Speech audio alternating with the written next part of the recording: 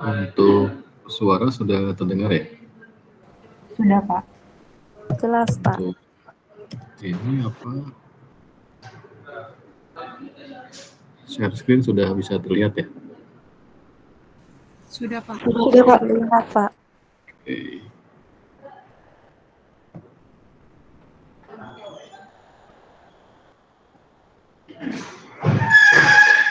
What? Oke. Paham banget.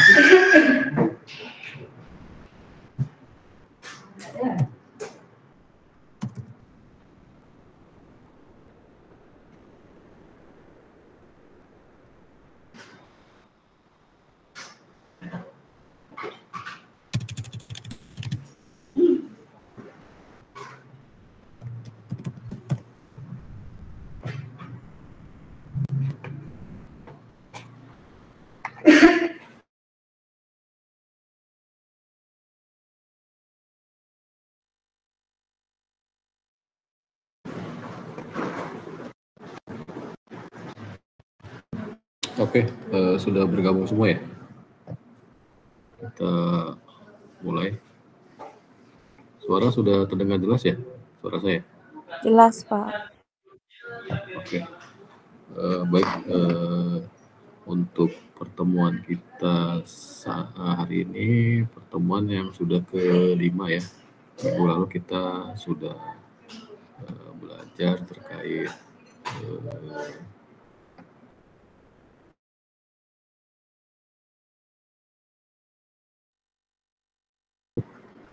betul ya? Minggu lalu kita belajar itu ya. Sekarang kita lanjut ke topik selanjutnya terkait dengan bagaimana kita melakukan public speaking atau oral presentation.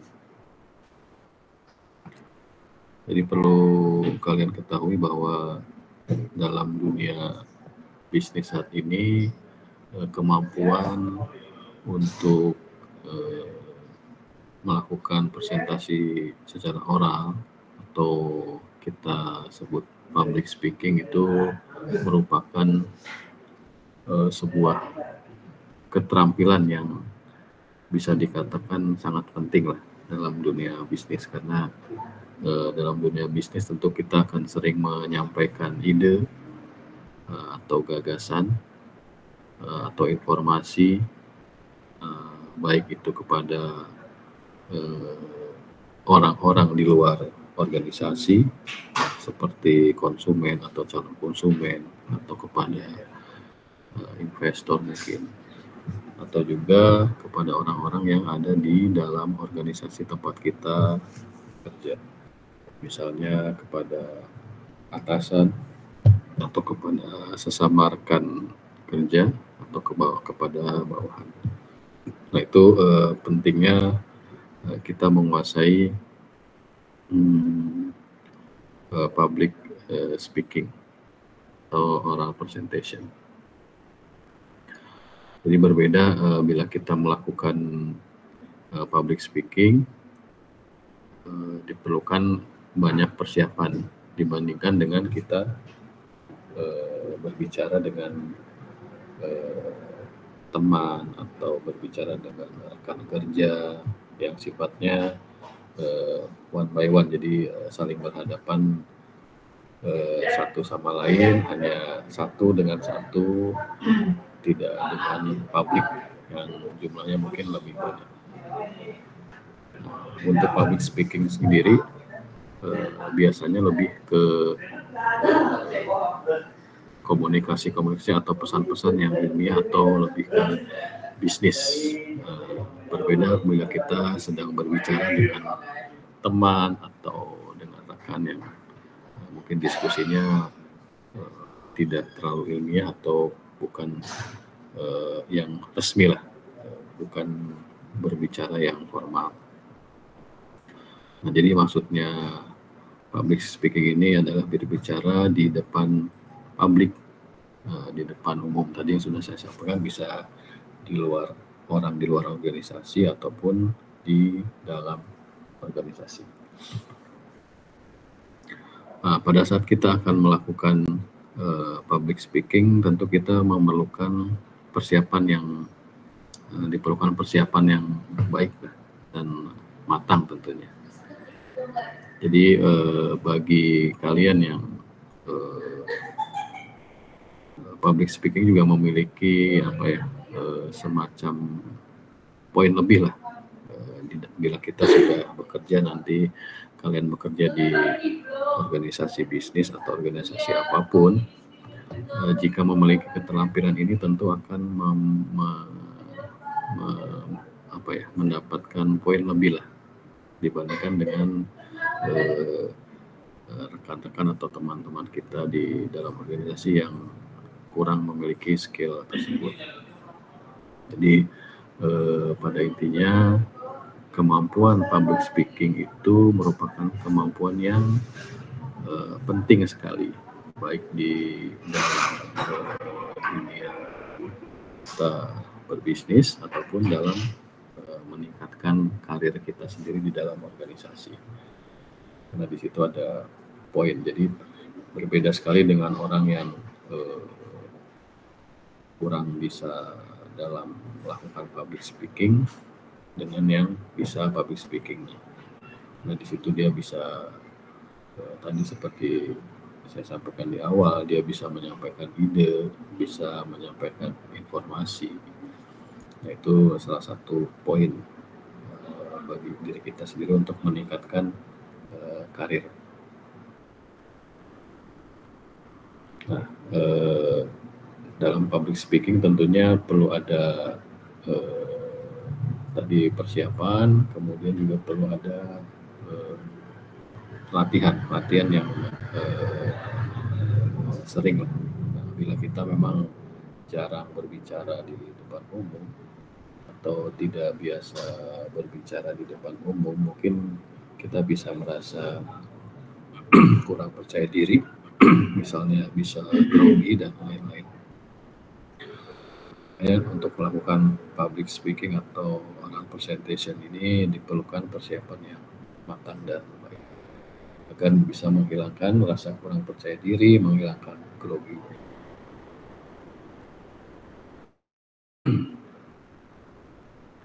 Baik, bila kita lanjutkan ya ke dalam melakukan persiapan untuk presentasi atau melakukan public speaking, kita harus mempersiapkan terlebih dahulu. Yang perlu kita ketahui adalah pertama, misalnya kita harus tahu tujuan dari presentasi yang akan kita lakukan atau kita laksanakan. Di situ dijelaskan bahwa tujuannya bisa kita bagi menjadi 4. Yang pertama adalah tujuan presentasi kita apa, misalnya untuk menginformasikan atau to inform. Jadi kita bisa menginformasikan sesuatu, kemudian respon yang diharapkan adalah untuk agar audiens mendapatkan informasi dan memahami apa yang kita sampaikan. Itu yang diharapkan. Tujuannya adalah untuk menginformasikan, harapannya, feedbacknya adalah agar audiens mendapatkan informasi dan memahami apa yang kita sampaikan. Tipe dari presentasinya adalah informatif. Nah, contohnya adalah misalnya salah satu dari kalian nanti misalnya menjadi seorang manajer produksi di sebuah perusahaan. Nah, di situ misalnya perusahaan baru saja membeli mesin produksi yang baru. Nah, Anda sebagai manajer produksi tentu harus melakukan presentasi terkait pengenalan mesin baru tersebut kepada tentunya oleh bagian produksi. Jadi di situ isi dari presentasinya tujuannya adalah untuk menginformasikan atau menyampaikan, memberi pemahaman terkait produk terkait mesin baru yang akan digunakan oleh bagian atau oleh tim produksi, baik itu menyampaikan terkait cara penggunaannya, kemudian cara perawatannya, dan lain sebagainya. Jadi diinformasikan sesuai tadi tujuannya apa nih.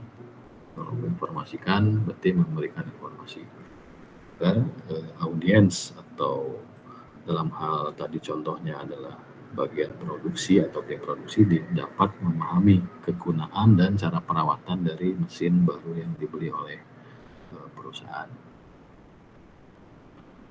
Baik, itu untuk tadi dalam mempersiapkan presentasi kita harus tahu tujuan dari presentasi. Tadi yang pertama adalah to inform atau untuk menginformasikan. Selanjutnya adalah untuk membujuk. Nah, di sini tujuannya adalah untuk membujuk atau to persuade. Jadi membujuk untuk melakukan sesuatu. Jadi kita misalnya presentasi tujuannya adalah untuk membujuk. Nah, misalnya contohnya kita pada saat tahun 2020 mungkin ya, pada saat itu kan ada pandemi COVID-19. Nah, ini pemerintah sering menyampaikan tuh public speaking dari Kementerian Kesehatan. Jadi membujuk masyarakat untuk menggunakan masker misalnya, atau mencuci tangan, kemudian menjaga jarak. Jadi itu tujuannya adalah untuk membujuk agar melakukan sesuatu. Jadi audiens dibujuk untuk melakukan sesuatu. Untuk membujuk juga bisa misalnya dari kalau kita bergerak nanti kalian bekerja di dunia bisnis, tentu membujuk ya untuk bagaimana supaya audiens atau pendengar kita melakukan sesuatu, melakukan apa untuk melakukan pembelian produk atau barang atau jasa yang kita jual misalnya. Itu tujuan dari presentasi itu persuade atau untuk membujuk. Kemudian untuk selanjutnya kita harus mengetahui tujuan presentasi, yaitu apakah tadi untuk menginform, untuk persuade, atau untuk convince atau untuk convince. Ada yang tahu apa convince maksudnya? Convince itu untuk meyakinkan. Jadi untuk meyakinkan agar audiens atau pendengar yakin atau percayalah. Misalnya tadi contohnya terkait ada COVID-19, jadi masyarakat diyakinkan bahwa memang pandemi COVID itu ada atau memang sedang berlangsung pada saat itu. Jadi karena mungkin pada saat itu ada sekelompok atau sebagian masyarakat yang tidak mempercayai adanya COVID-19. Nah, di situ fungsi presentasi atau public speaking untuk pemerintah dalam hal tujuannya adalah untuk meyakinkan kepada masyarakat. Bisa juga bila kita dalam organisasi bisnis, kita bisa meyakinkan bagaimana audiens atau konsumen kita diyakinkan terkait produk, baik barang atau jasa yang kita jual itu dapat memberikan solusi kepada. Jadi itu tujuannya adalah untuk meyakinkan. Jadi presentasi tujuan untuk meyakinkan. Selain itu tujuan dari presentasi bisa kita cari lagi apa? Misalnya untuk menghibur atau untuk to entertain. Nah, di sini untuk tujuannya adalah untuk menghibur. Respon yang diharapkan adalah agar audiens merasa terhibur atau bahagia. Nah, di sini kalian ada yang tahu contoh presentasi yang to entertain apa? Yang mungkin pernah kalian ikuti?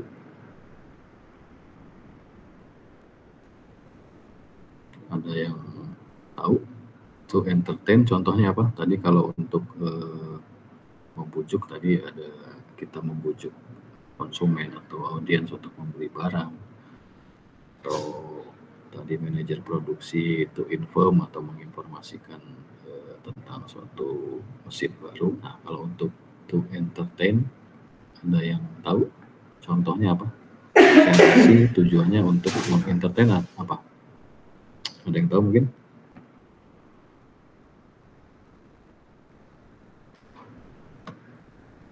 Halo?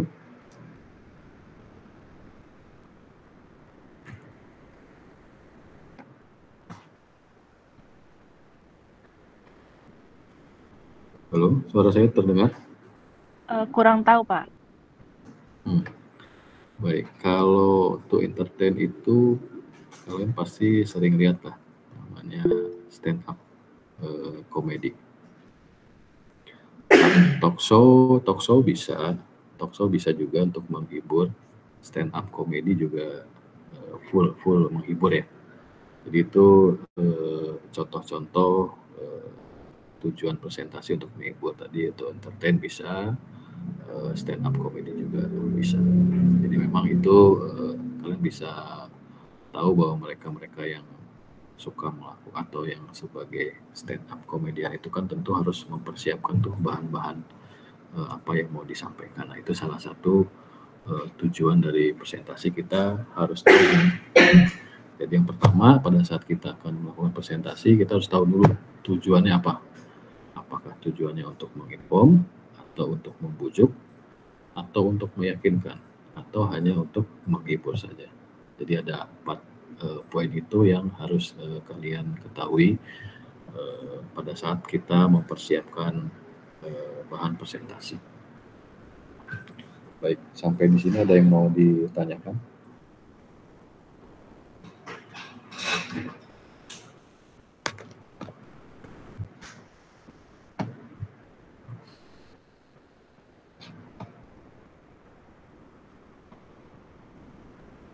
Baik, jika tidak ada, kita lanjut. Tadi untuk mempersiapkan, tentu dalam melakukan, bila kita ingin melakukan public speaking atau presentasi di depan umum, tentu kita harus mempersiapkan. Tadi yang pertama kita siapkan tujuannya. Apa tujuannya? Kita bisa kategorikan ada 4 tadi. Kemudian kita juga bisa menganalisa siapa audiensnya. Audiensnya siapa atau pendengar kita siapa. Itu adalah tujuannya. Apa tujuannya kita mengetahui audiens kita adalah untuk menyesuaikan cara kita melakukan presentasi. Nah, audiens itu dianalisa apa saja. Misalnya kita bisa menganalisa apa latar belakang pendidikan mereka misalnya. Kemudian atau bisnis apa yang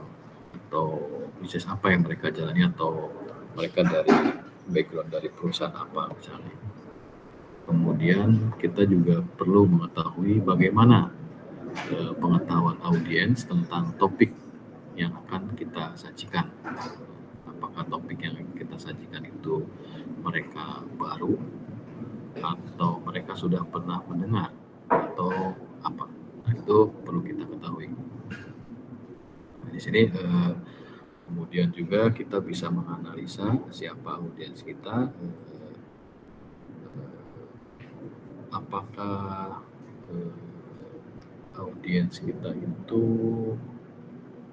sudah pernah mengikuti presentasi kita atau belum pernah. Jika sudah pernah kan berarti kita tidak akan sudah tidak akan sulit lagi lah untuk menyampaikan ide-ide atau gagasan. Lain halnya bila mereka audiens kita itu audiens yang baru bertemu atau baru mengetahui tentang materi yang akan kita sampaikan. Nah, itu baru kita akan memerlukan usaha yang lebih pada saat kita ingin menyampaikan ide atau gagasan pada saat presentasi. Misalnya pada saat seperti kalian bekerja misalnya jadi tadi manajer produksi misalnya, pada saat presentasi terkait produk tentu kalian akan menggunakan bahasa-bahasa misalnya karena posisi audiens kita adalah misalnya orang lapangan atau orang teknis, maka kita bisa menggunakan bahasa-bahasa yang lebih teknis misalnya. Lain halnya bila kita berbicara dengan yang lebih level yang lebih rendah di bawah kita atau level yang paling bawah, maka kita bicara yang lebih sederhana lah bahan presentasinya, jadi supaya mudah diterima atau menggunakan kata-kata yang tidak terlalu rumit, tidak menggunakan bahasa-bahasa yang terlalu ilmiah atau rumit sehingga karyawan yang di bawah kita bisa memahami atau bisa mengetahui apa yang bisa menangkap apa yang kita sampaikan. Jadi audiensnya lebih bisa paham lah. Nah itu tujuan dari kita melakukan analisa siapa audiens kita. Nah, bagaimana cara kita mengetahui tadi latar belakang pendidikan, kemudian berasal dari mana, apakah mereka sudah pernah mengikuti presentasi kita. Nah, itu kita bisa melakukan misalnya dengan kalau jika memungkinkan kita bisa menggunakan teknik menyebarkan questionnaire atau pertanyaan sebelum presentasi dilakukan. Itu jika memungkinkan. Jadi yang pertama kita bisa itu terbagi. Jadi questionnaire for audience analysis. Nah itu bisa kita lakukan. Yang pertama kita,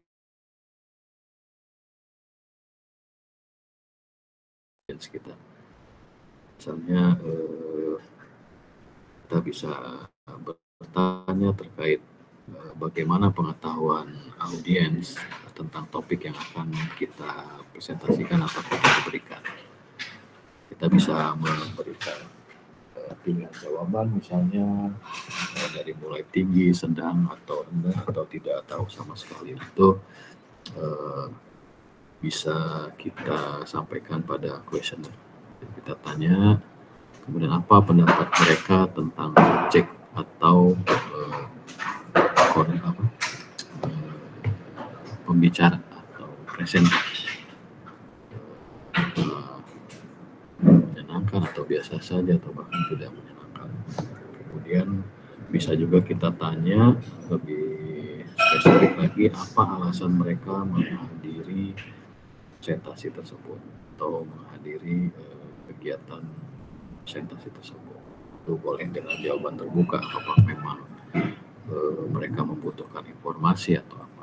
Nah, itu kita bisa tahu data-data tersebut dengan cara menyebarkan questionnaire kepada calon audiens kita, itu jika memungkinkan. Kemudian itu secara spesifik, jika secara umum kita juga bisa mengetahui general audience analysis. Jadi bagaimana hubungan presenter atau dengan audiensnya, apakah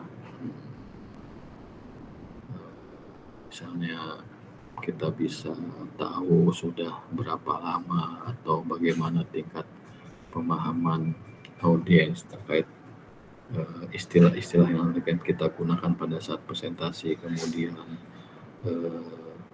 bisa juga kita tahu siapa audiensnya, misalnya apakah itu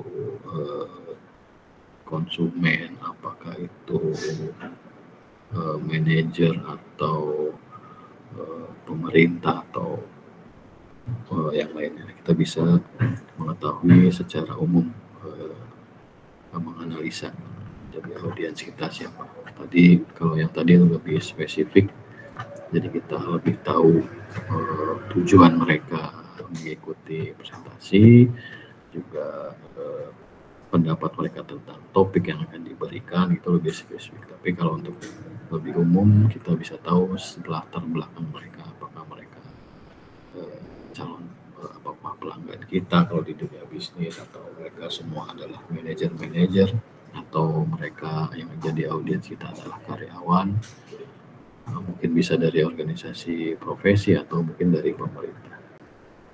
Nah, kemudian kita juga dapat menganalisis dari strategi presentasi. Jadi metode presentasi apa yang menarik atau bahkan tidak menarik perhatian audiens. Jadi mulai dari penyajiannya kualitatif atau kuantitatif, atau berupa anekdot atau cerita atau demonstrasi atau dengan model. Itu kita bisa melakukan strategi presentasinya. Jadi dengan mengetahui audiens kita dapat menyesuaikan nih, kita menyajikannya dengan kualitatif atau kuantitatif. Si kalian tahu kan apa yang disebut dengan kualitatif dan kuantitatif? Kalau kuantitatif itu lebih banyak penyajian presentasi yang lebih ke angka-angka gitulah, lebih ke statistik gitu, jadi lebih ke kuantitatif. Atau juga bisa yang lebih ke banyak anekdot atau cerita-cerita fiktif ataupun nyata, kemudian bisa juga dengan melakukan demonstrasi. Jadi itu tergantung dari siapa audiensnya. Jadi setelah kita menganalisis audiens yang akan kita hadapi atau akan menghadiri presentasi kita. Nah, itu dari pada saat kita ingin menyiapkan presentasi, kita tahu dulu tujuannya, kemudian siapa audiens yang akan kita hadapi. Baik, dari 2 poin itu ada yang mau ditanyakan?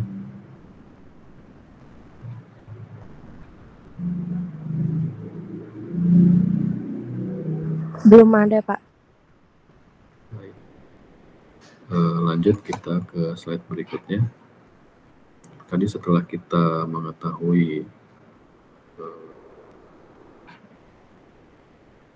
tujuan dari presentasi atau public speaking, kita juga harus tahu siapa audiens yang akan kita hadapi, siapa pendengarnya. Nah, kemudian kita bisa, setelah mengetahui itu, kita tentukan metode yang akan kita gunakan dalam melakukan presentasi. Di situ ada 4, ada impromptu, ada memorizing, ada script, dan ada extemporan. Nah, di sini impromptu. Nah, di sini kalian ada yang tahu itu apa maksudnya impromptu? Impromptu kalau dalam bahasa Indonesia apa ya? Bisa dibantu disebutkan impromptu dalam bahasa Indonesia.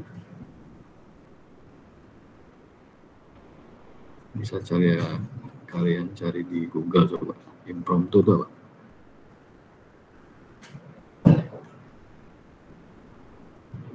Itu spontan ya, Pak? Spontan ya. Baik, kalau secara bahasa memang impromptu itu adalah spontan, atau dalam hal ini bila kita melakukan presentasi atau public speaking, kita dengan metode impromptu itu adalah presentasi yang dilakukan secara mendadak, jadi tanpa persiapan. Jadi betul yang disampaikan bahwa impromptu itu adalah tadi apa? Impromptu itu mendadak spontan ya? Iya Pak. Mendadak. Nah, itu jadi ada metode yang seperti itu. Tapi ini metode yang bisa digunakan bagi mereka atau orang-orang yang sudah sudah biasa melakukan presentasi, kemudian yaitu pengalaman dan jam terbangnya sudah tinggi, dan yang pasti orang dengan metode ini dia sudah memiliki pengetahuan yang cukup tinggi lah, sudah tinggi lah terkait materi atau pokok-pokok bahasan yang ingin disampaikan pada saat presentasi. Jadi itu metode impromptu. Metode impromptu tadi khusus bagi yang orang yang tadi yang sudah biasa melakukan presentasi. Jadi dia tidak ada persiapan, semuanya sudah ada di pikirannya lah. Dia mungkin hanya membalukan mungkin poin-poin penting lah mungkin ya. Tapi itu juga poin-poin penting juga mereka orang-orang yang seperti ini sudah hafal di luar kepala terkait materi yang mau disampaikan atau dipresentasi. Nah, selain impromptu, di sini ada metode yang memorizing. Jadi pada saat presentasi, metode yang digunakan adalah memorizing. Memorizing itu apa? Jadi menghafal atau metode presentasi dengan mengingat atau menghafal. Nah, metode ini digunakan untuk orang-orang yang belum terbiasa melakukan presentasi atau selain itu juga materinya tidak terlalu rumit dan tidak terlalu banyak. Nah, ini metode memorizing ini memang bahan presentasinya itu bisa dihafal. Jadi bukan bahan presentasi yang sifatnya tadi kuantitatif atau berupa angka-angka atau berupa rumus-rumus atau berupa data statistik. Itu kan sulit untuk dihafal. Nah, kalau materi-materi yang tidak banyak lah, mungkin hanya beberapa poin saja, itu mungkin bisa dihafal dengan metode memorizing. Yang ketiga adalah kita bisa melakukan presentasi atau public speaking dengan menggunakan skrip. Nah, jadi ini ada naskah yang sudah disiapkan. Biasanya model skrip presentasi dengan metode skrip ini kompleksitas materinya lebih tinggi, lebih panjang, dan biasanya banyak mengandung angka-angka tadi, lebih ke kuantitatif. Jadi pada saat kalian mungkin mempresentasikan misalnya tadi di bagian produksi akan diadakan memperkenalkan mesin produksi yang baru, tentu karena kompleksitasnya tinggi, detail mesinnya harus disampaikan, perlu ada naskah yang harus disiapkan. Pada saat kita membacakan naskah atau bahan presentasi juga, kita harus tetap melakukan interaksi. Jadi tetap harus ada eye contact, jadi tidak hanya membaca saja gitu. Jadi harus tetap ada interaksi dengan audiens kita, sehingga tidak mungkin jika ada pertanyaan atau apa bisa langsung ditanggapi. Jadi interaksinya tetap ada walaupun kita menggunakan metode skrip atau naskah. Itu dengan kalau model skrip ini tentu tidak kena panjang, rumit, angka-angka, tentu tidak bisa menggunakan metode yang memorizing. Kalian tahu contoh metode presentasi menggunakan naskah yang sudah pernah kalian lihat? Misalnya apa? Yang menggunakan skrip.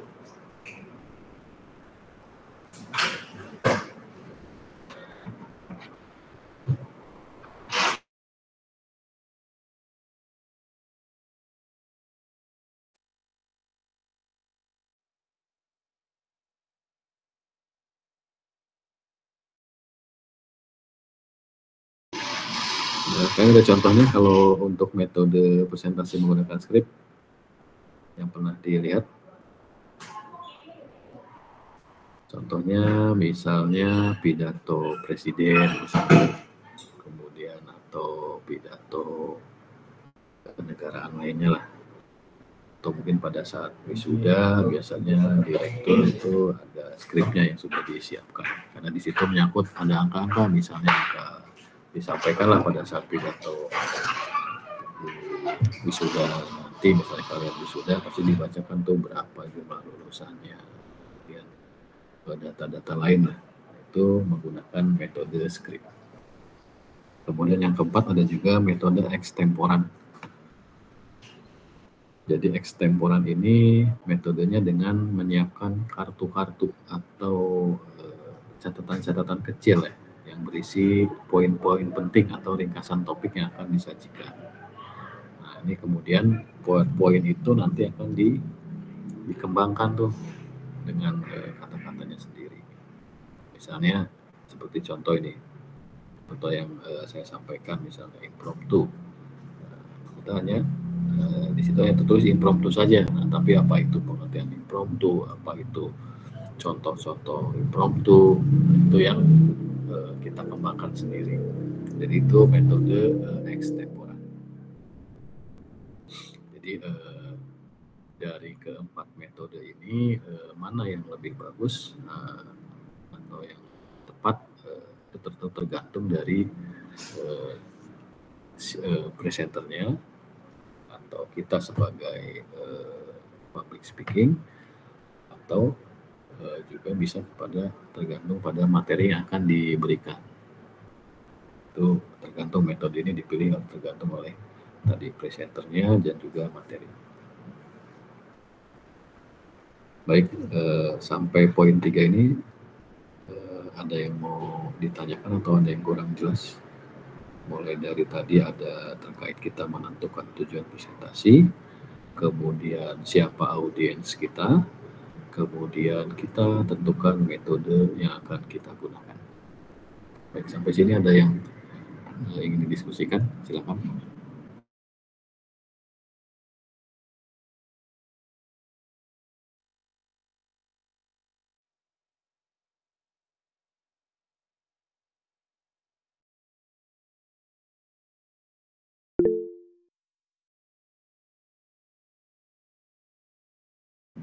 Silakan Indah.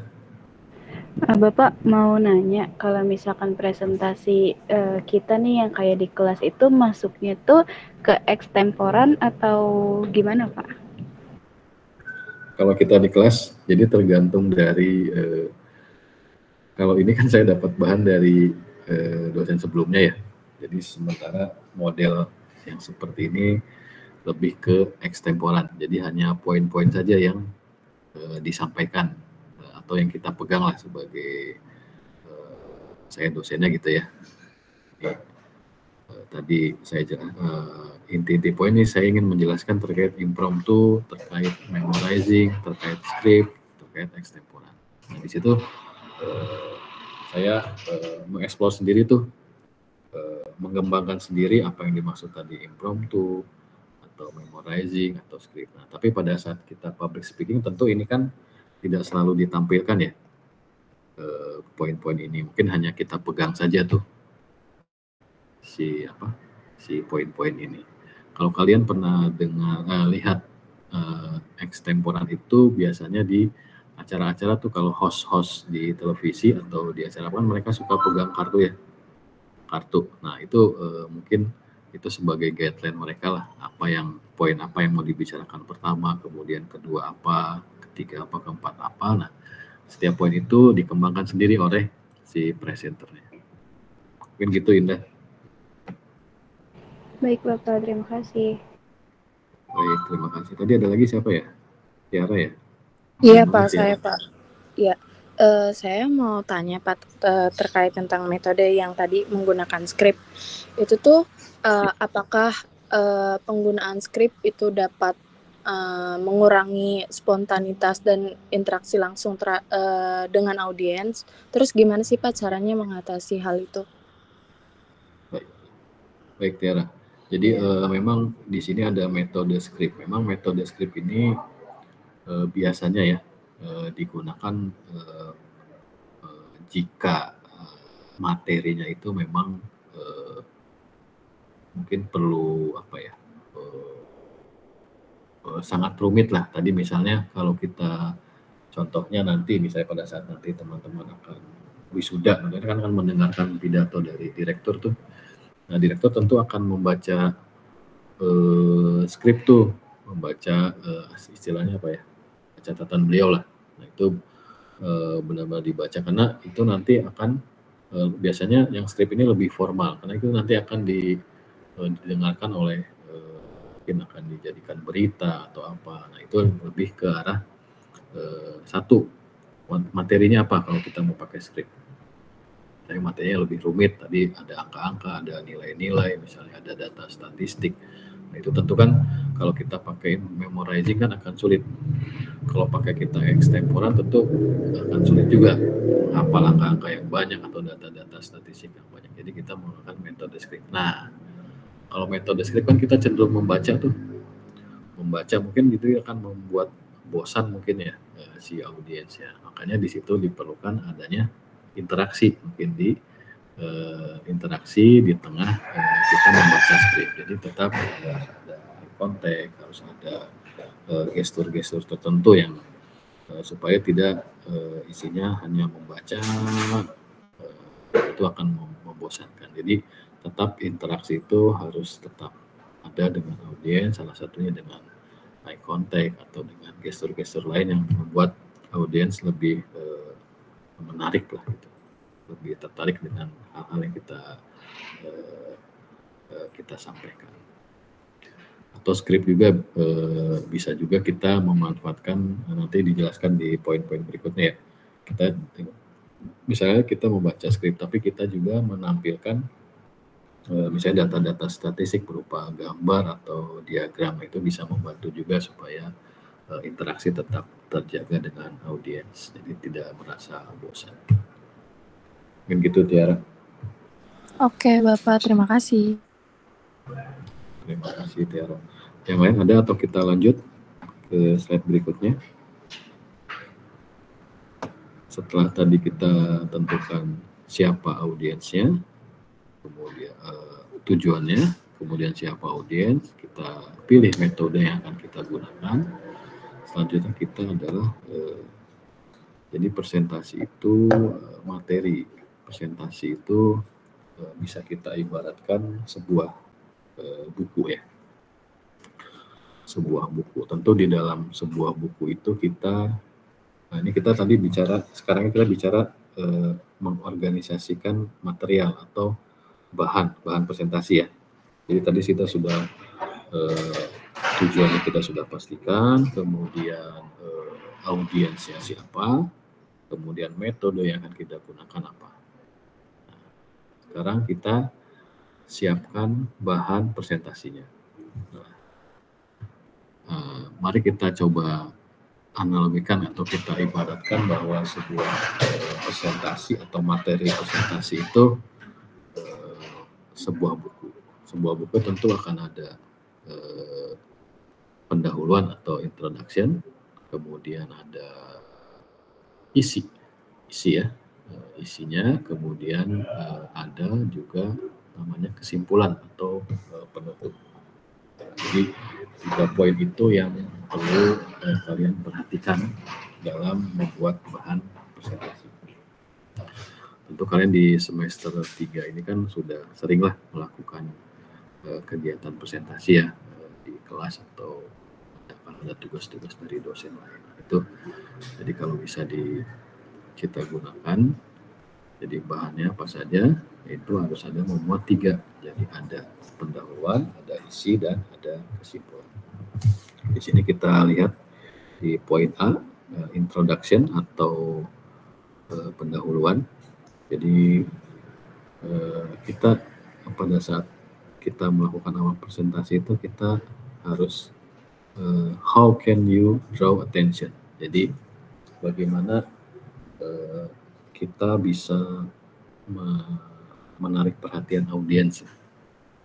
Itu kan biasa kalau pas kita presentasikan kita harus fokuskan dulu nih audiens supaya memperhatikan kita. Jadi introduction ini bagian yang penting nih di awal. Jadi berguna untuk supaya gimana hubungan antara audiens dengan kita sebagai presenter ini bisa terjalin. Jadi supaya memperhatikan kita apa yang kita sampaikan. Terus kita juga supaya mereka lebih fokus mendengarkan presentasi kita. Bagaimana cara kita draw attention supaya audiens memberi perhatian kepada kita pada saat kita akan presentasi. Di sini dijelaskan yang pertama adalah kita bisa telling a story relate to the topic will be presented. Jadi misalnya kita bisa dengan bercerita dulu nih di awal. Misalnya kita ambil dari yang umum, misalnya kita mau presentasi terkait pentingnya penerapan K3 di perusahaan misalnya. Kalian tahu apa itu K3? Belum tahu, Pak. Nah, misalnya kita mau presentasi terkait pentingnya K3 di perusahaan. K3 itu adalah keselamatan dan kesehatan kerja. Jadi itu K3, keselamatan dan kesehatan kerja. Atau ada disebut juga health and safety environment kalau di perusahaan-perusahaan asing ya, HSE, atau di kita ya sebutnya K3, jadi tentang keselamatan dan kesehatan kerja.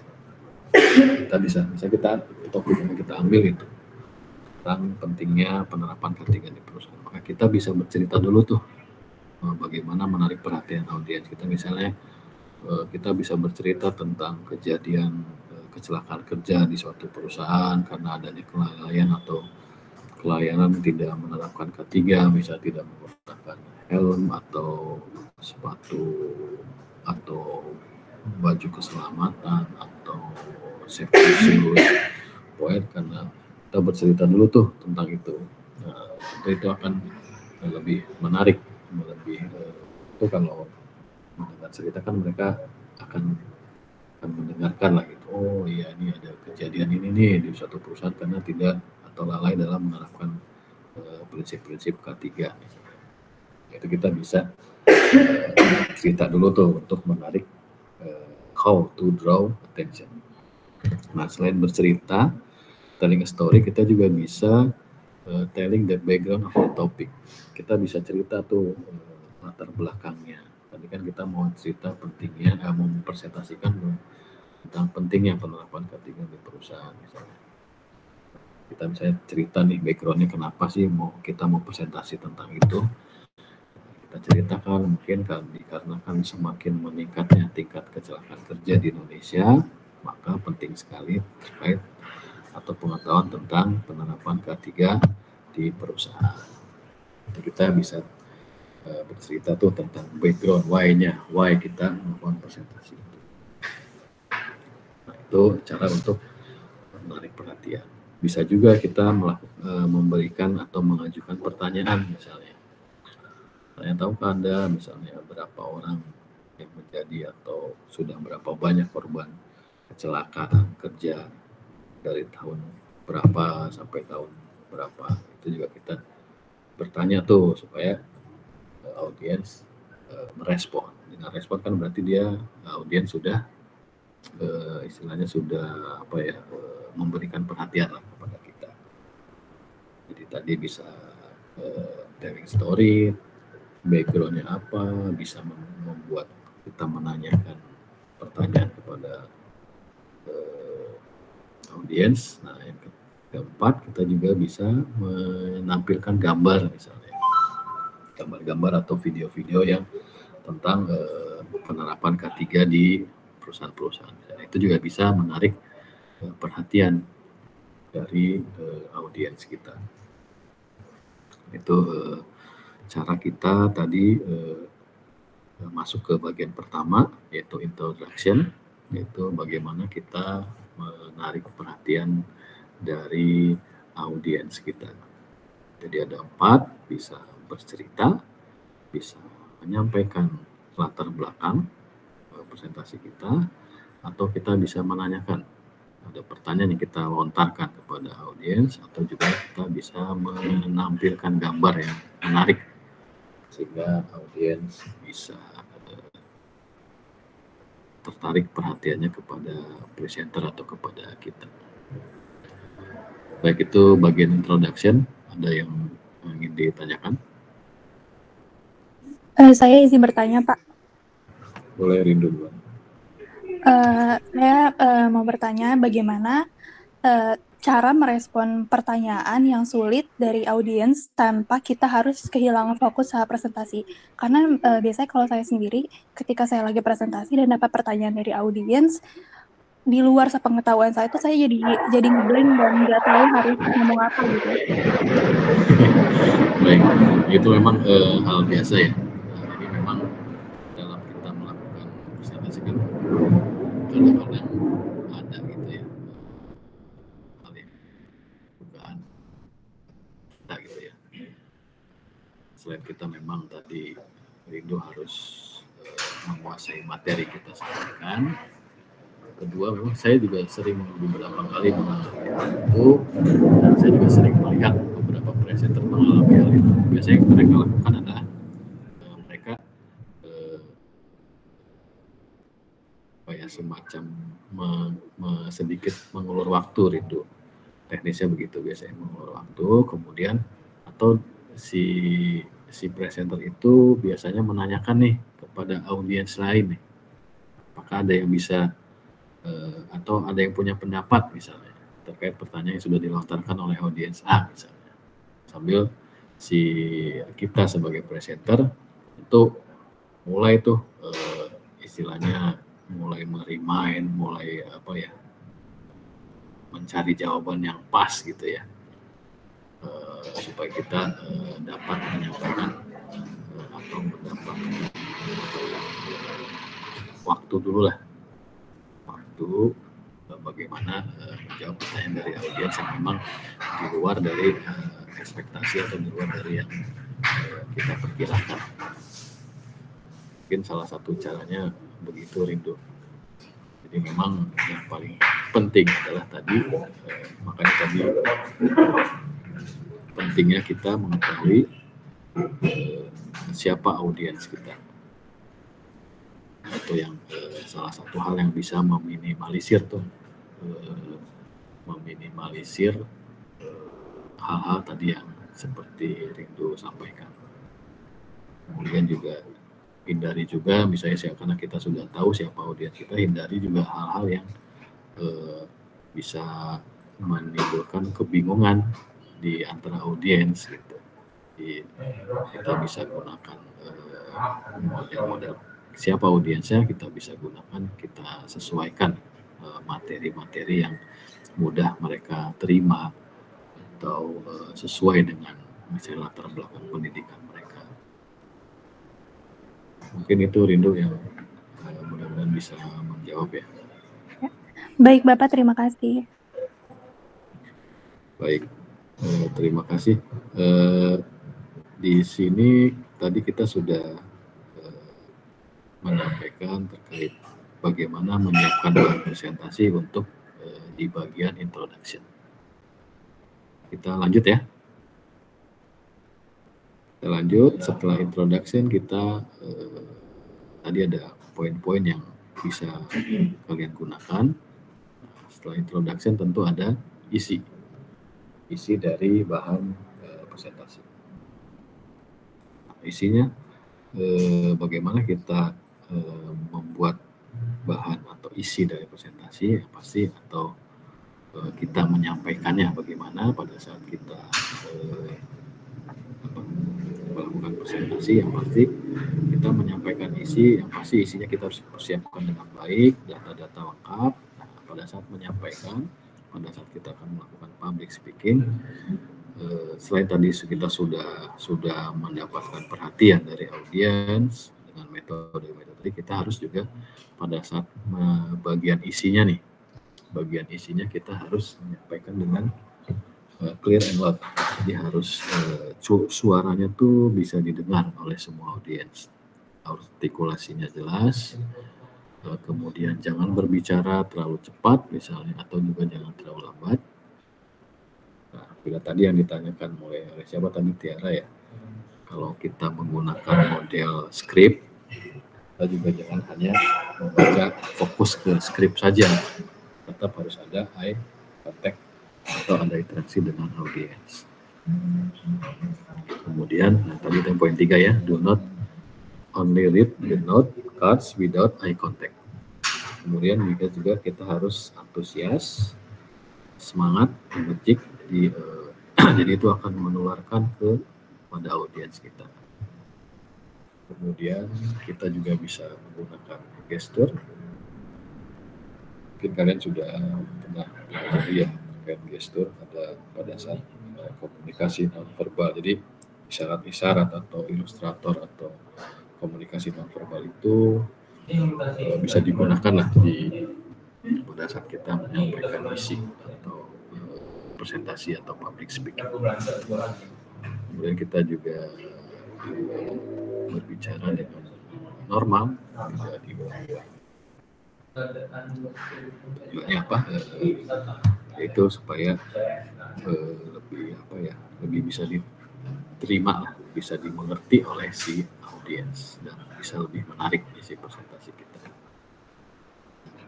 Nah, itu terkait isi yang perlu kita perhatikan, bagaimana mempresentasikan isi dari presentasi yang sudah kita bahan presentasi yang sudah kita buat. Jadi tujuannya adalah untuk supaya mudah dimengerti, supaya mudah diingat dan lebih menarik. Kemudian di sini ada juga menggunakan metode ilustrasi. Kita juga bisa menggunakan metode ini pada saat menyampaikan isi dari presentasi. Kita bisa menggunakan ilustrasi metodenya dengan quotation. Quotation, ada yang tahu quotation maksudnya apa di sini?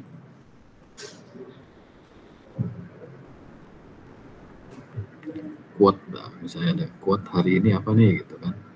Mungkin kan sering dengar, sering mengatakan. Jadi metode quotation ini biasanya kita di awal atau pada saat menyampaikan presentasi kita bisa ini sudah masuk ke isi ya, isi presentasi, ke body. Jadi kita bisa mengutip pendapat orang lain. Nah, misalnya, tapi ini syaratnya ada ya, kalau kita mengutip pendapat orang lain itu orang yang dikutip pendapatnya itu cukup dikenal oleh audiens, kemudian mempunyai kredibilitas di mata audiens. Misalnya kalau saya nih presentasi ke mahasiswa BISPRO nih, misalnya topiknya terkait apa ya? Misalnya topiknya terkait teknik penerjemahan. Dan saya mengutip quote-nya nih dari seorang ahli penerjemahan nih. Ahli penerjemahan siapa nih? Yang kalian tahu nih, yang sering dikutip nih kalau di pemasaran kan, misalnya Philip Kotler gitu. Atau di ilmu manajemennya misalnya Keller. Nah, kalau di penerjemahan quote-nya atau ahli-ahlinya siapa tuh yang kalian tahu? Molina dan Albir, Pak. Molina dan Albir. Nah, itu jadi kalau saya mengutip Molina dan Albir, tentu kalian sebagai mahasiswa penerjemahan tentu tahu kan, karena dia dikenal oleh kalian mahasiswa penerjemahan atau mahasiswa BISPRO, ya, sudah tahu karya-karyanya. Jadi pada saat kita mengutip, kita harus tahu siapa yang kita kutip dan supaya relate dengan topik yang disampaikan. Kalau topik penerjemahan terbaru ya, nanti kita bisa mengutip tadi Colina dan Andri. Atau kalau misalnya saya presentasi terkait misalnya tentang pemasaran, mungkin saya akan mengutip dari Philip Kotler. Itu yang dimaksud dengan quotation. kita juga bisa menggunakan analogi.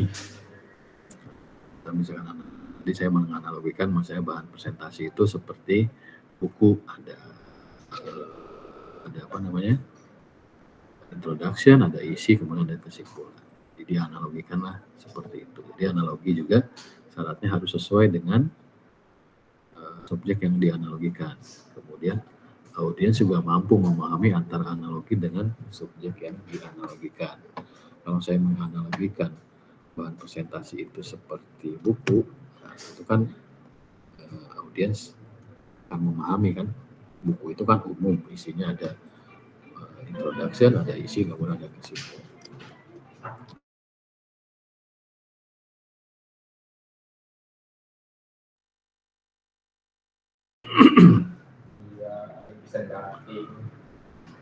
Itu terkait analogi.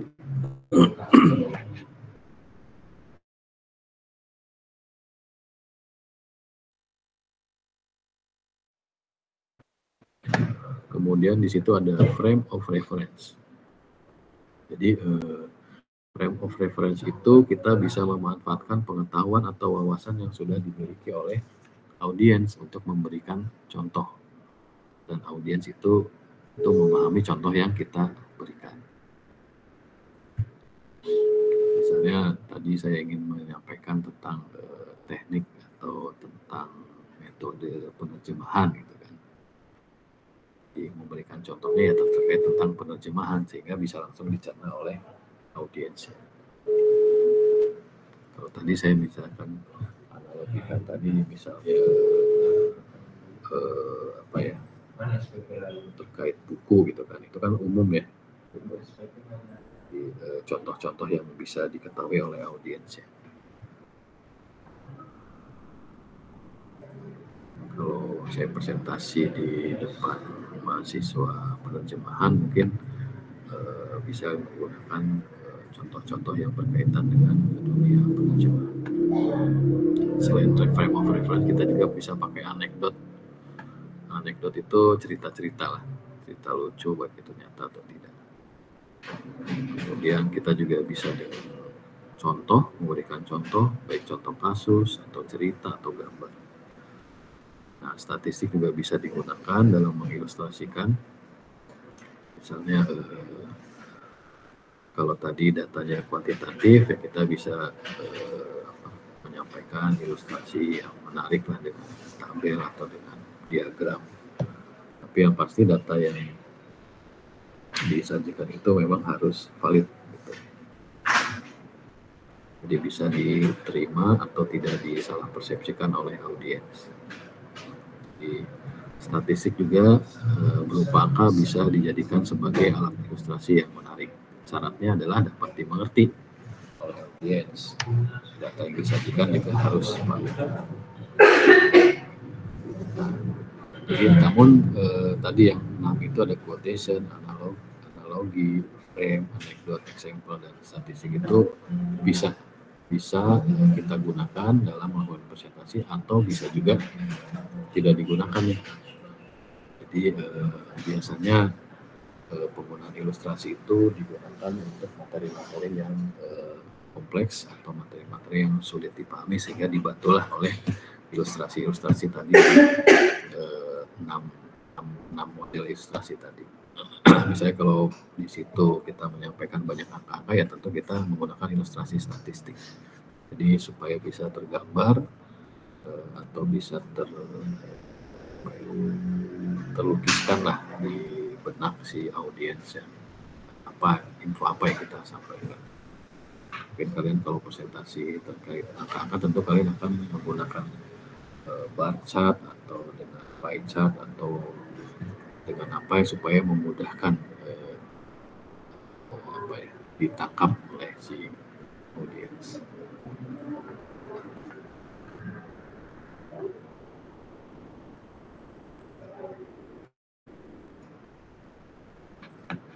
Baik, tadi sudah terkait metode ilustrasi. Kita masuk ke di sini kita masuk ke sequence of main point. Jadi pada saat kita menyampaikan presentasi, poin-poin mana saja yang kita sampaikan terlebih dahulu. Ini ada disebut dengan sequence of main points. Jadi urut-urutannya. Nah, di sini ada 3 metode. Jadi ada kronologi, kita bisa menyusun berdasarkan urutan kejadian. Biasanya mungkin kita akan presentasi terkait prosedur. Itu kita bisa menggunakan metode kronologi. Atau bisa menggunakan spasial berdasarkan urutan tempat. Misalnya kita presentasikan sebuah bangunan rumah, misalnya kita menjual rumah, kita mulai presentasikan mulai dari halaman depan, kemudian mau masuk ke ruang tamu, ke kamar, ke dapur, kemudian ke halaman belakang. Jadi itu urutan tempat. Kemudian bisa juga logika, yaitu sebab akibat. Jadi bisa tentang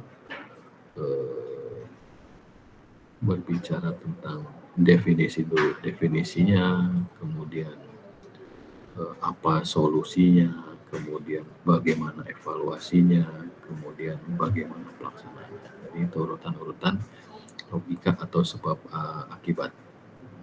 Jadi berbicara tentang sebab akibat atau untuk memecahkan, misalnya untuk memecahkan masalah, kita berbicara tentang kemarin kita sudah bicara tentang definisikan dulu masalahnya, solusinya, alternatifnya, evaluasinya. Itu cara-cara kita melakukan poin-poin mana yang kita sampaikan pada saat melakukan presentasi. Apakah kronologi atau spasial atau logika. Nah, yang terakhir tadi setelah ada introduction, setelah ada isi, tadi isi ada banyak yang ada ilustrasi, kemudian ada cara mempresentasikannya. Nah, di sini ada bagian terakhir yaitu conclusion. Conclusion ini perlu disampaikan pada saat kita terakhir melakukan presentasi. Tujuannya apa? Dilakukannya atau menyampaikan kesimpulan atau conclusion. Jadi tujuannya adalah untuk kita mencari tahu feedback dari audiens, terus mencari tahu apakah audiensnya mengerti atau tidak apa yang kita sampaikan, kemudian kita bisa sebagai bahan evaluasi kita sebagai presenter terkait materi yang disampaikan.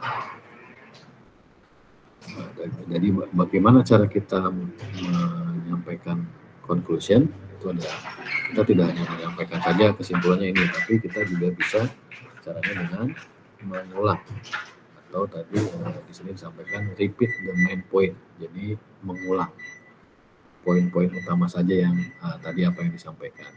Seperti tadi saya sampaikan mulai dari pertama saya ulang lagi tuh kita tentukan tujuan presentasi, kemudian kita tentukan siapa audiensnya. Itu salah satu cara untuk melakukan conclusion. Jadi di-repeat lagi tuh main point yang kita sampaikan di awal. Kemudian kita juga bisa menjelaskan materi secara umum.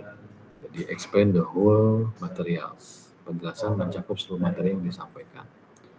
Kita juga bisa find the feedback.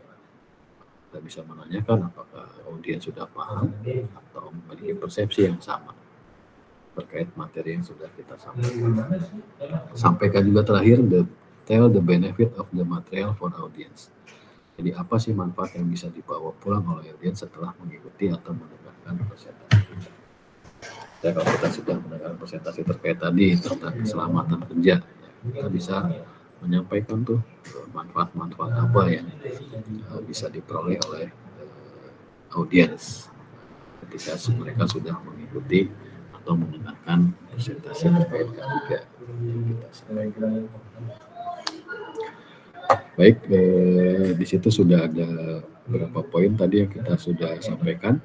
Yang pertama adalah poin dalam menyiapkan presentasi kita harus mengetahui tujuan presentasi, kemudian kita tahu audiensnya, kemudian metode apa yang kita gunakan, kita jangan lupa kita mengorganising materialnya baik tadi materialnya maupun cara penyampaiannya pada saat nanti kita presentasi. Ada juga yang kelima selanjutnya adalah alat bantu apa yang akan kita gunakan. Sebelum masuk ke alat bantu, ada pertanyaan terkait 4 poin di atas? Atau bisa kita lanjutkan?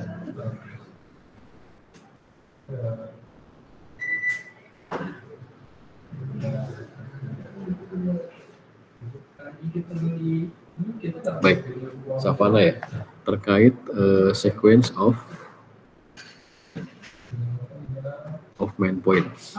Sequence of main points itu kita bisa menggunakan metode kronologi, spasial, atau logikal. Tadi kronologi kita bisa menyampaikan. Jadi kan ada bahan presentasi yang kita sampaikan. Kita mau pakai yang mana nih? Kita mau pakai kronologi, spasial, atau logikal. Kalau kita pakai kronologi, kita berarti menyusun berdasarkan urutan kejadian. Misalnya, itu tergantung dari presentasi yang kita isi presentasi yang kita sampaikan. Kalau kita isinya prosedur, ya kita bisa pakai kronologis. Misalnya. Jadi, urutan kronologisnya bagaimana? Atau bisa menggunakan spasial kalau kita mempresentasikan terkait tempat atau ruangan. Misalnya, tadi mulai kita menjual rumah, kita pakai mulai menjelaskan dari halaman, ruang tamu, ruang dapur, kamar, segala macam sampai ruang belakang. Kalau misalnya logikal kita menggunakan, kalau kita presentasi berisi terkait sebab akibat tentang sebuah kejadian misalnya, ini penyebabnya apa, akibatnya apa, itu kita bisa menggunakan metode logikal. Itu Savana ya.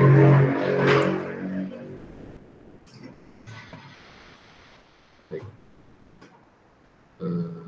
Oke, Savana, mic-nya mati ya. Baik. Selain Savana ada lagi yang ingin ditanyakan sampai tadi? Oke, terima kasih Savana. Sampai ke 4 poin tadi. Nah, sebelum kita masuk ke kelima ya, kita langsung ke yang kelima ya.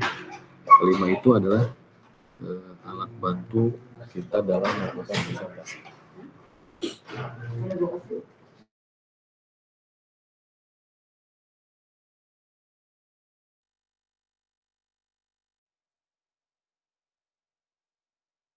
Baik, alat bantu presentasi kita bisa menggunakan kartu. Jadi bisa tadi seperti apa yang tadi di atas. Kalau kalian masih ingat tadi di atas ada yang disebut dengan apa?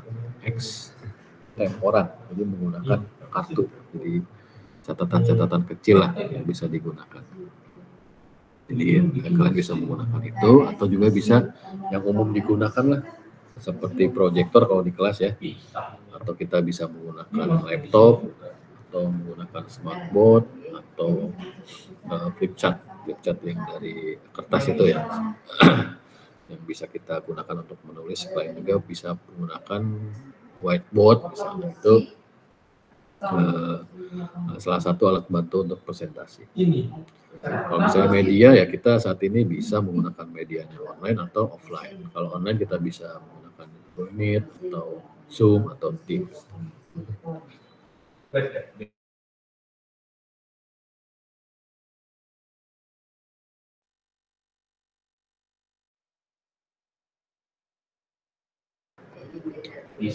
Untuk alat bantu ada yang mau ditanyakan? Yang pasti pada saat kita menggunakan alat bantu yang tadi saya sebutkan, yang paling penting apa? Yang paling penting adalah tahu cara penggunaannya. Bisa kita menggunakan laptop atau proyektor atau flip chart atau whiteboard, kita tahu cara penggunaannya. Selain penggunaannya tahu secara teknis, misalnya cara apa menyalakan atau apa, kita juga kalau kita menggunakan misalnya metode alat bantunya whiteboard, kita harus tahu juga kemampuan kita menulis Maksudnya apa? Kalau kita menggunakan whiteboard, tentu tulisan kita harus jelas bisa dibaca oleh audiens, baik dari ukuran fontnya ataupun dari jenis tulisannya. Kalau tulisan kita kurang bagus, mungkin kita bisa hindari menggunakan papan tulis atau whiteboard. Kita bisa menggunakan proyektor atau laptop. Kemudian pada saat kita presentasi juga kita harus tahu posisi, misalnya jangan sampai posisi kita itu menutupi whiteboard atau menutupi papan proyektor. Itu jadi kita harus menguasai cara-cara penggunaan alat-alat bantu.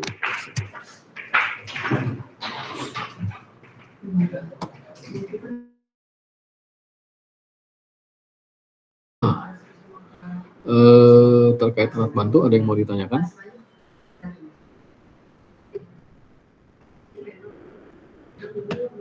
Kita lanjut ya. Ya, lanjut Pak. Alat bantu sudah, kemudian di sini kita akan ada. Nah, terakhir yang perlu kita lakukan adalah pada saat presentasi terkait dengan melatih kita melakukan presentasi. Biasanya kita akan tes dulu tuh setelah bahan kita buat, kita melakukan latihan presentasi. Misalnya kalian mau presentasi nih besok, tentu kalian akan latihan dulu kan. Kalian akan membaca materi-materi, kemudian membuat ilustrasinya seperti apa. Kemudian ya intinya supaya tujuan dari oral practice ini adalah untuk kita membiasakan supaya lebih percaya diri dalam menyampaikan presentasi. Jadi itu ada 6 poin yang bisa kita rangkum dalam melakukan oral presentation atau public speaking. Jadi yang pertama kita tentukan dulu apa tujuan dari presentasinya, apakah untuk menginformasikan atau untuk membujuk, untuk meyakinkan atau untuk menghibur. Kemudian kita pastikan siapa audiens kita analisa, ya, bisa menggunakan metode misalnya tadi questionnaire, kita bisa menanyakan pada audiens terkait latar belakang, boleh pendidikan, latar belakang pengetahuan tentang materi yang kita sampaikan. Kemudian kita juga bisa tentukan juga metode apa yang paling tepat. Itu tergantung, untuk metode tergantung dari kita sebagai presenter, apakah mau menggunakan impromptu tadi yang presentasinya secara langsung tanpa persiapan. Tapi ini harus dilihat juga kemampuan kita, apakah mau pakai memorizing atau script atau extend. Kemudian yang keempat, setelah menggunakan metode, kita memorganizing material atau buat presentasi atau cara presentasi kita nanti, mulai dari introduction, bagaimana kita menarik perhatian, kemudian menyampaikan isi dari presentasi, kemudian menggunakan ilustrasi. Tadi kita menyampaikan isi harus loud and clear gitu ya, kemudian antusias, kemudian menggunakan gestur dan lain sebagainya. Kemudian tadi ilustrasi, kita bisa menggunakan quotation, analogi, frame of reference, anekdot, contoh-contoh atau statistik. Kemudian pada saat kita memberikan conclusion juga kita bisa mengulang poin-poin dari feedback, kemudian memberikan menyampaikan benefit. Nah, kemudian yang terakhir adalah penggunaan alat bantu, dan paling terakhir sekali adalah berlatih melakukan supaya kita lebih percaya diri dan nyaman dan menguasai materi yang akan kita sampaikan.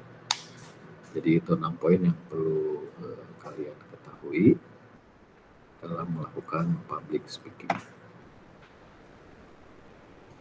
Slide terakhir. bisa dilihat. Nah, di sini ada group presentation. Jadi di sini yang harus diperhatikan itulah adalah divide the material for each group member equally and logically. Jadi kalau kalian melakukan presentasi secara berkelompok, harus membagi materi presentasinya kepada setiap anggota kelompok, baik secara equal ataupun secara logikal. Jadi kalian bagilah, misalnya anggota 1 menjelaskan tentang apa, anggota 2 tentang apa. Itu juga perhatikan juga logikal yang misalnya si anggota 2 memang paham nih di bidang ini, dialah yang melakukan presentasi. Kemudian yang poin kedua, pada saat melakukan group presentation kita setiap grup member anggota grup harus mengantisipasi pertanyaan-pertanyaan atau jawaban-jawaban yang terkait topik-topik yang mereka sampaikan. Jadi harus antisipasi juga tuh nanti pertanyaan-pertanyaannya dan bagaimana menjawabnya. Nah, jika kalian bukan pembicara pertama, maka harus relate your presentation with the material of prior speaker presentation. Jadi harus relate atau disesuaikan atau ada bridge-nya lah antara presenter 1 dengan presenter berikutnya atau dengan kita. Kemudian present your material to the audience, not the group member. Jadi menyampaikannya kepada audiens, bukan kepada anggota kelompok kita. Kemudian pastikan waktu yang sesuai. Kemudian dengarkan, listen to the speaker before you and relate your material with his or her. Jadi dengarkan pendengar pertama sebelum kalian presentasi. Jadi supaya sama nyambung lah, tidak terputus walaupun itu presentasinya secara bergantian ya, tetapi tetap relate. Baik, di sini sudah di slide terakhir. Jadi materi hari ini sudah selesai sampai slide 8 di group presentation. Ada yang mau ditanyakan sebelum ditutup pertemuan kita hari ini?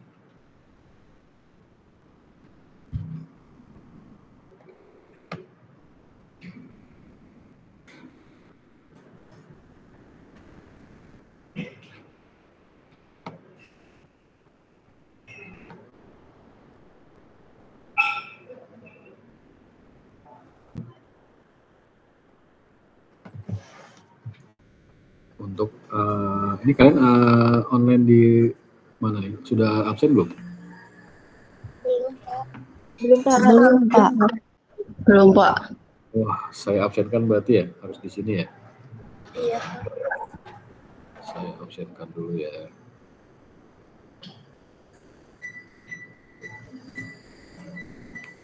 Kalau sambil ada pertanyaan silakan ya.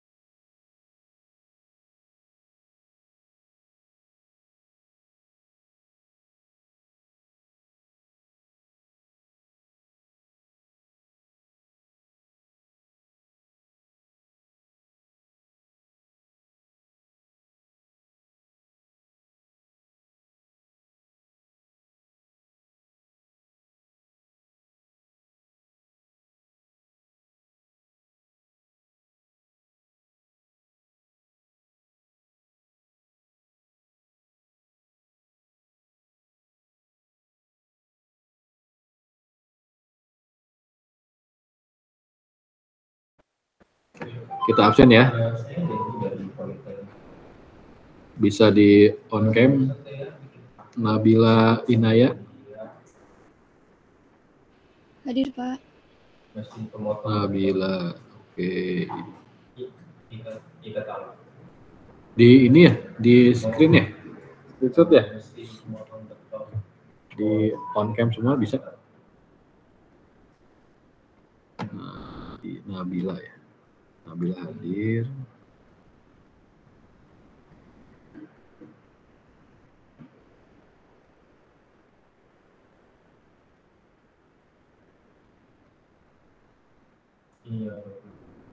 Happy, tolong di screenshot ya Happy ya. Apanya Pak?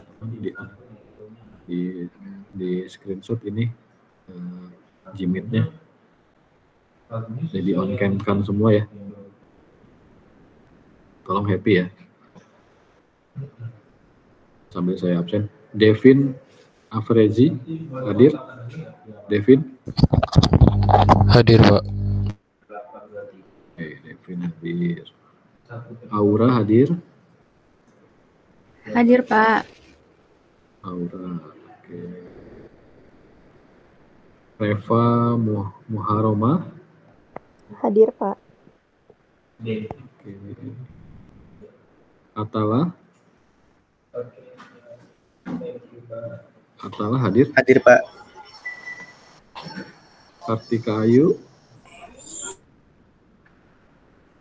Kartika Ayu hadir. Oke. Sahawa hadir. Hadir, Pak. Oke. Indri Saharani. Hadir. Oke. Happy hadir. Muhammad Haikal. Hadir, Pak. Siva Salsabila.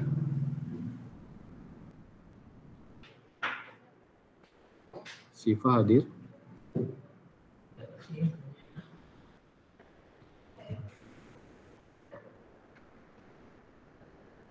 Siva hadir.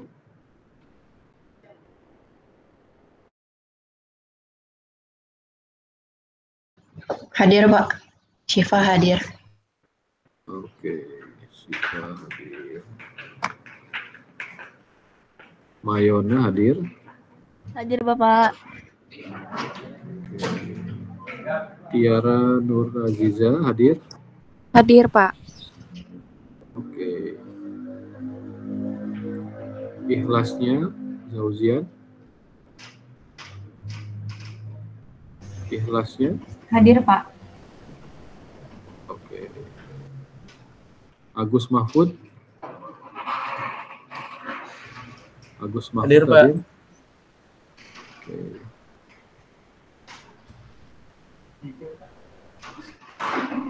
Savana. Savana hadir, Savana. Savana hadir tadi ya. Oke. Cindy Aulia. Hadir, Pak. Cindy hadir, oke. Nur Afifah Herawati. Hadir, Pak.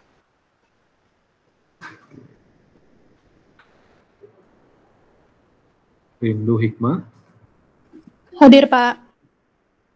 Rindu hadir. Di rumah semua kayak.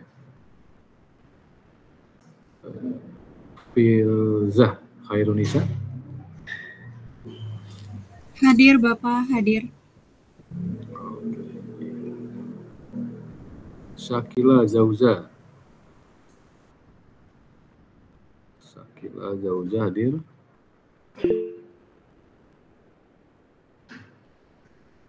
Oke. Muhammad Dea Robin. Izin kayaknya. Dea Robin. Izin ya. Nadine Aulia. Hadir, Pak. Oke. Indah Lestari. Hadir, Bapak. Cindy Luciani Christina. Cindy hadir? Cindy? Hadir, Pak. Oke. Pauline Eka Bella? Hadir, Pak. Oke. Wifda Nirahma? Hadir, Pak. Oke. Gary Respati Kurniawan? Hadir, Pak.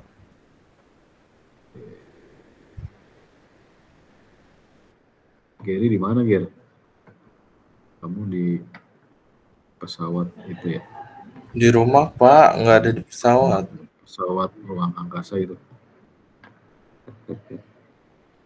Baik, pertemuan hari ini dicukupkan sampai sekarang ya, jam 11. Ada yang mau ditanyakan atau sudah cukup? Sudah cukup, Pak. Baik, Pak. kalau begitu, ya. Gimana? Untuk hasil screenshot-nya sudah saya kirim di grup ya, Pak. Siap. Oke, Baik, Pak. kalau Terima begitu, baik, terima kasih. Pertemuan kita tutup hari ini ya. Terima kasih. Sampai jumpa di minggu depan. Kita offline minggu depan ya. Iya, Pak. Betul, Iya, Pak. Offline. Terima kasih. Assalamualaikum warahmatullahi wabarakatuh. Waalaikumsalam warahmatullahi wabarakatuh. Terima kasih, Pak. Terima kasih, Pak. Pak. Terima kasih, Pak.